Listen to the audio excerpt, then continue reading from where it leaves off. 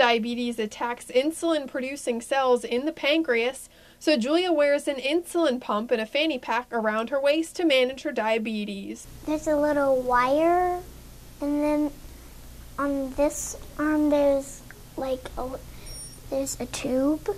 The tube goes all the way up around her arm, where a tiny needle goes into her skin. It stays there and constantly gives her the insulin she needs. Julia and nurse Shelley have become great friends. During kindergarten alone, Julia was in her office over 1,092 times for her diabetes. The most important thing we have to pay attention to is how Julia looks, feels, is acting, and that's the most important thing at school, and why we want people to be aware of children with diabetes is because a lot of times children can't tell you when their blood sugars are low or they're having symptoms. For a first grade student, Julia has an amazing awareness of her diabetes and knows exactly when her blood sugars are off. My tummy starts hurting and I just starting drifting off to like La La Land or something like that.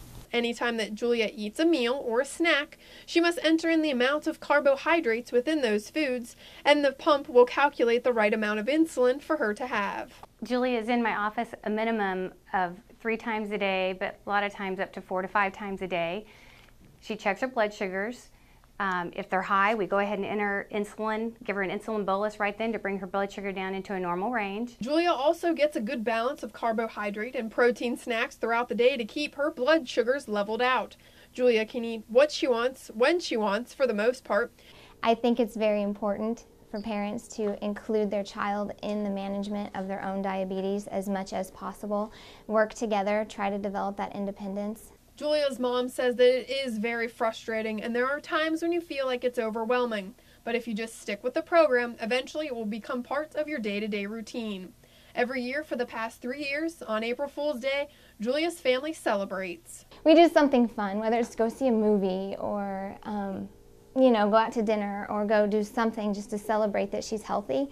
And that, instead of being a sad day, it's a day that we are grateful for because we know that she's healthy and that she's going to be okay.